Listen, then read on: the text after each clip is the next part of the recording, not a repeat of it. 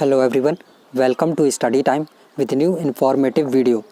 Allahabad high court से RO और ARO 2021 की वैकेंसी का इंतज़ार बहुत से बच्चे मतलब एक सपना लेकर के इंतज़ार कर रहे थे कि इसकी इस बार वैकेंसी आएगी और हम इसमें जो है सिलेक्शन लेंगे, और पूरी दृढ़ निश्चितता के साथ पढ़ाई में लगे हुए थे।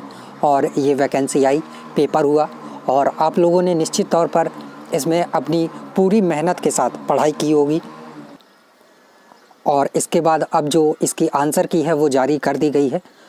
तो देखिए, जिनके 150, 55, 60, 165 के ऊपर या आसपास नंबर बन रहे हैं, वो तो अपने पढ़ाई से या उनका जो लेवल रहा है, जो उन्होंने पढ़ा है, उससे संतुष्ट होंगे कि चलिए हमने जो सोचा था आखिर हमने वो कर दिखाया। मतलब कि हम जितना स्कोर करना चाह रहे थे कि कम से कम इतना आ जाए, क्योंकि आप सभी जानते हैं कि इलाहाबाद हाई कोर्ट का जो एक सेट है क्राइटेरिया कि 160 नंबर तो कम से कम आपके होने ही चाहिए अगर आपको सिलेक्शन लेना है। फिर जितना ज़्यादा आपके ज़्यादा होंगे तो उतना ही आपके चांसेस और बढ़ते चले जाते हैं। लेकिन जब ये पेपर हुआ आरओ और एआरओ का, इसमें इंग्लिश की जगह जीएस वगैरह के क्वेश्चन ज़्यादा बढ़ा दिए गए और टाइपिंग भी एक साथ ली गई, तो बच्चे कभी टाइपिंग की तरफ कभी पढ़ाई की तरफ, और ये सब करते करते काफ़ी ज़्यादा पढ़ाई में भी डिस्टरबेंस हुआ कि टाइपिंग भी करना है, ये सारी चीज़ें भी करना है। फिर भी जैसे भी हो, आप लोगों ने अपनी तरफ से पूरा 100% मेहनत की, कड़ा योगदान दिया अपना, और बिल्कुल कि इस बार हमें सिलेक्शन लेना ही। फिर भी अब जब आंसर की जारी की गई तो आपके जो नंबर हैं वो कहीं ना कहीं आपकी उम्मीदों से थोड़ा सा कम रह गए, 150 के नीचे रह गए। तो जब आपके नंबर ही 150 के नीचे रह गए तो आप फिर कैसे उम्मीद करेंगे कि मेरा इसमें सिलेक्शन हो सकता है या कुछ, क्योंकि आप खुद जान रहे हैं कि 160 के आसपास, 155 के आसपास जब आप होंगे तभी चांसेस बनते हैं इसमें इलाहाबाद हाई कोर्ट में। तो बहुत से बच्चे निराश होने लगे हैं। काफ़ी बच्चों के कमेंट आए हैं कि या तो एनटीए में ये हुआ वो हुआ। तो देखिए, कहीं भी कुछ भी हुआ हो, अगर आपका 150 से नीचे नंबर आया है तो अब आप उम्मीद तो छोड़ ही चुके होंगे। लेकिन मैं आपको ये बोल रहा हूँ कि ये अंत नहीं है। ये नहीं कि आपके 150 से नंबर कम आ गए हैं तो अब आप निराश हो जाएं। हालांकि आपने जो उम्मीदें की थी उन उम्मीदों पर पानी फिरा हुआ है निश्चित तौर पर, लेकिन ये अंत नहीं है कि आप बिल्कुल निराश होकर बैठ जाएं। आपको चिंता नहीं करना है कि मेरे 150 नंबर आ गए तो अब आप घोर चिंता में हैं कि क्या करूं क्या ना करूं, बल्कि आपको चिंतन की ज़रूरत है। आपको अपना जो पेपर है उसको एनालाइज करिए, देखिए कि कहाँ पर आपसे कमी रह गई, किस पोर्शन में आपके जो नंबर हैं वो कम हो रहे हैं। जैसे कि कंप्यूटर में 22 क्वेश्चन पूछे गए थे तो उसका लेवल काफ़ी बढ़ा दिया गया था, और अगर वहाँ आपके 8 से 10 क्वेश्चन गलत हो रहे हैं तो वहाँ आपको कड़ी मेहनत करने की ज़रूरत थी। इंग्लिश तो मान लीजिए चलिए आपकी अच्छी थी, अगर नहीं अच्छी थी तो फिर कोई चांसेस ही नहीं है, लेकिन अच्छी थी और फिर भी गलत हो रहे हैं तो उनको देखिए कि कहाँ कमी रह गई। जीएस में किस पोर्शन में आपने ज़्यादातर क्वेश्चन जो है गलत किए हैं, उन सब चीज़ों को देखिए और एनालाइज करिए, चिंतन करिए। और ये अंत नहीं है कि आप बैठ जाएं निराश होकर, अभी भी उम्मीद है, क्योंकि इसमें नॉर्मलाइजेशन होना है और भी बहुत सी चीज़ें होना है।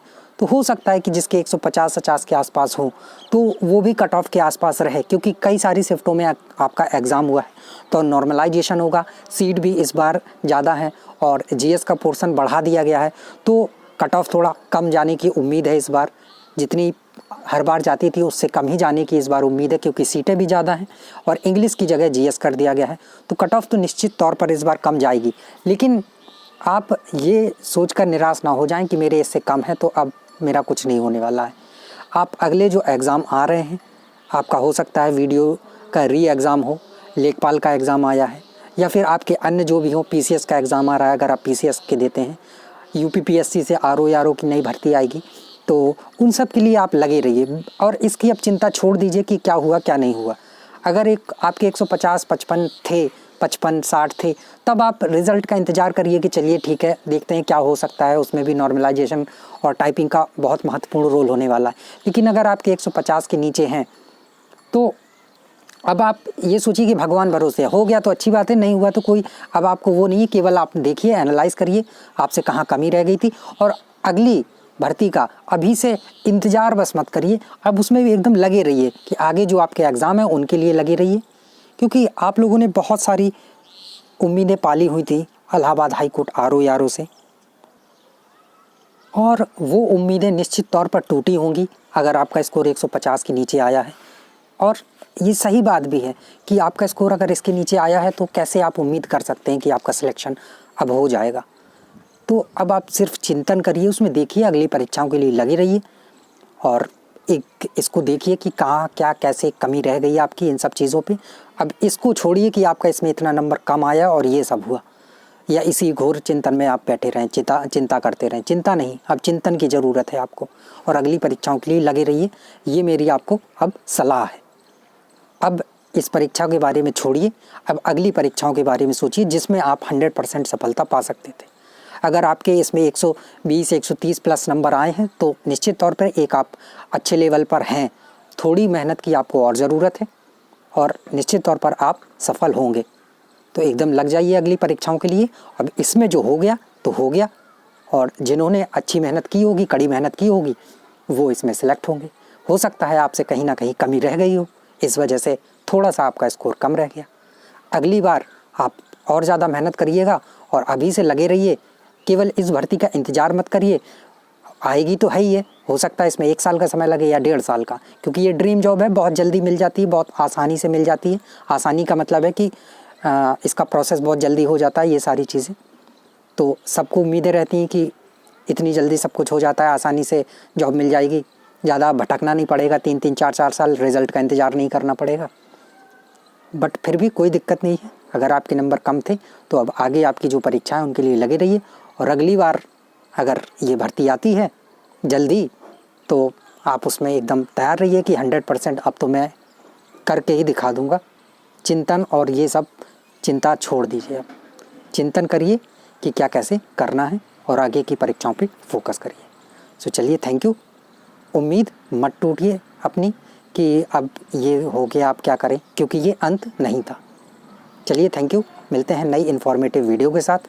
और अगर आपकी कोई क्वेरी है, कोई क्वेश्चन है तो कमेंट सेक्शन के माध्यम से आप पूछ सकते हैं। Thank you.